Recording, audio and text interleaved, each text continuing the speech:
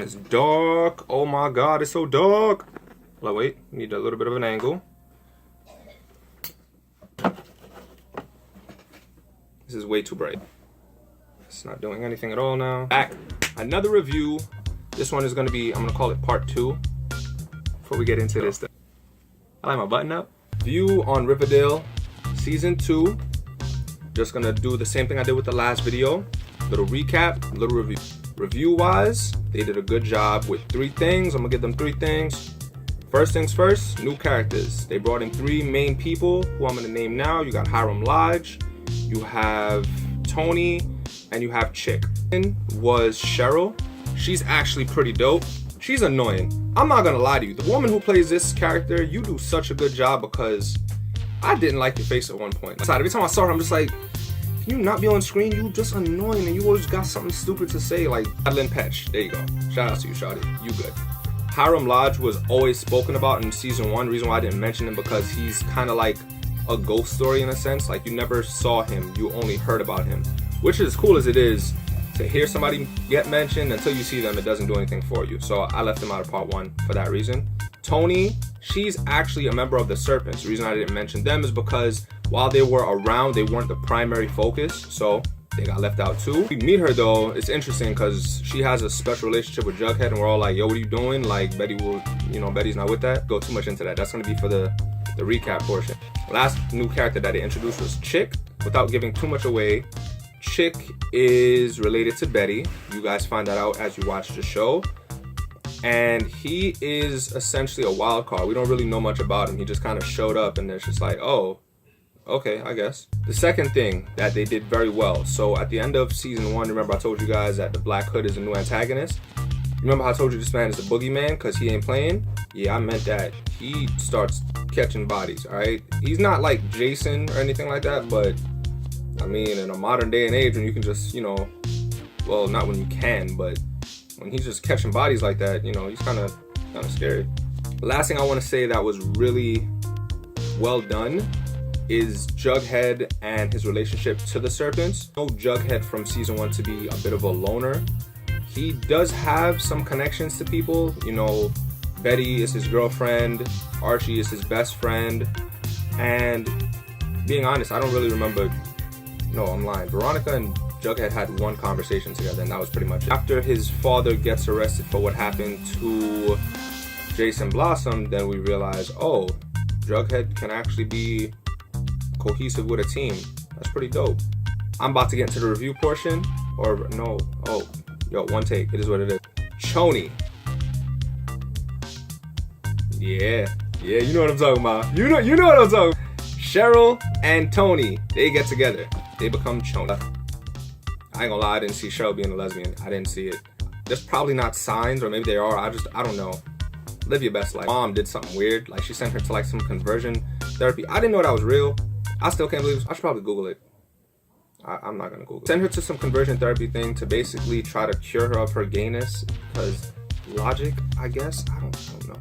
Tony hears about what happened through Veronica and I always forget his name. Betty's best friend. What is his name? The sheriff's son? I'll throw it at the bottom. Go and they rescue her. And then we see Cheryl and Tony kiss and I'm like, holy crap. I think they're together now. And then somehow Cheryl like kind of becomes a serpent. Like she got a red jacket. And I'm like, that's not fair because Jughead got his ass beat. Oh, right. Wait, no, this is a spoiler part. Hey, all right, we're good. Yeah, so Jughead is now officially a serpent. Apparently, I don't remember who it was that told Archie this, that Archie should go down to Jughead and tell Jughead, yo, listen, Betty doesn't want to be with you no more. It is what it is. And then he was like, oh, word? I bet. And then he did the gauntlet and they cracked him with brass knuckles. I'm not sure if this is how gang stuff works, but damn, like, my son got up like, all right, we good, that's it. And I'm just like, your jaw not leaking, bro? You not feeling no pain? Copy, whatever, do you, bro? So Jughead is now officially a serpent because he thought Betty broke up with him. Then Betty ends up doing like some stripper dance to get in the serpents. And I'm just like, all right, I guess. I was pissed when I watched, hey, what are you doing? No! And then they were like, oh, this isn't going to be a thing that she does all the time. It's a one-time thing. And I'm just like, so I guess she's the serpent queen now. FP left. He has officially retired from the gang. Remember Chick? Who didn't care about spoilers? Chick is essentially Betty's brother, because Betty's mom let some other dude smash Raw and they had a baby, but then she like disowned the baby, and then the baby grew up in like what was it, a foster home or something like that? And then he was like doing weird web shows to make money. He was weird, but I didn't think anything more of it. Then apparently when Betty went to go save him, he had some guy ready to kill him, and I'm just like, oh, so this is what we doing. We saving people from being murdered. Betty, you can't fight, but I guess. Then that guy comes back to the house, and then Betty's mom cracks the guy with, I think, like a statue or something, smashes his head. He's bleeding everywhere. Betty, oh, this is when Betty came back from Jughead's house. She wasn't even there for that event. So Betty comes home and she's like, oh my God, all this blood. And Chick was basically like gonna blackmail her in a sense to say that, oh, if you try to get me out of the house again, I'll just go to the police. And by this time, the Black Hood essentially is like talking to Betty, like he has her number and he's calling her and all this stuff.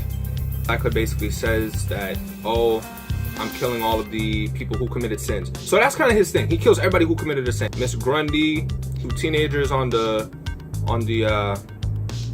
overpass, not an overpass. You know, like those scenes in romance movies where like they drop to like this cliff and it's like really romantic. Yeah, he killed them right then and there. Blah blah, like 2 gunshots and that was it. Or he probably shot more. I don't know. Midge was supposed to be the person. Is actually the person who ended up taking over for Cheryl, and for that reason, he killed her. What was I going with this? Oh right, Chick essentially was like a wild card, and Betty was having a hard time dealing with him because he just was unstable. Like he was a little crazy and she didn't feel comfortable around him. So the Black Hood calls one day and says, oh, I can get rid of Chick, but you have to do this. And he was like, okay. And then Betty lines up Chick, and then we see the Black Hood in like the mist or something, and then he pulls up and he's like, yeah, I'm about to kill him. And then Betty was like, no. Chick said, what is this? And Betty was like, oh, that's the Black Hood. You have about maybe 10 seconds before he starts coming over here, and I'm not helping you. Bye, Chick. And I'm just gonna assume that the Black Hood killed him. A last spoiler I'm gonna give, but if you really don't want it to be spoiled for you, I suggest you stop this video right now.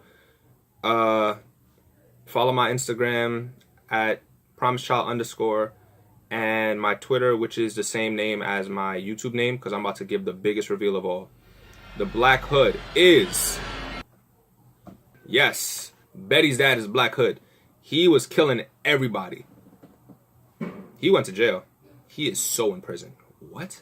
All comes back to Hiram now. Remember I told you Hiram is like a ghost kind of person? So Hiram is very manipulative. He essentially framed Archie for what one of his subordinates did when Archie, Veronica, Jughead, and Betty went on this little, I want to say, getaway to their cabin. They were there by the locals, and you know, this goes for any vacation, guys, honestly speaking. If you go on vacation, do not show off in front of the locals. You do not look cool, you look stupid. You look like a giant target that they can exploit or kill or hurt or, God forbid, whatever they decide to do. So if you go to a foreign country, do not stunt. You go down there as humble as you possibly can. T-shirt, shorts, and some shoes. That is it. You do not need to have on no fancy jewelry, none of that stuff. Keep it minimal. Why am I giving out taking advice? It happened on the trip where one of the locals broke in. They tried to hurt everybody by robbing them. No, they robbed them, and then I guess they were gonna hurt them. And so they all left, and Archie, being the dumb person that he is, I love Archie at this point. He's kind of like wish fulfillment. Like, you want to do something stupid, but you know you won't do it, so you see him do it, and you're just like, you big idiot. He's chasing the guy out. He catches one of the last guy. He tackles him. And Veronica earlier in the day told, I'm gonna say his name is Benson. I can't remember his name. Let's say his name is Benson. Oh, Benson, leave us. Don't come back here. I know my father sent you. I can't believe Archie would hide this from me.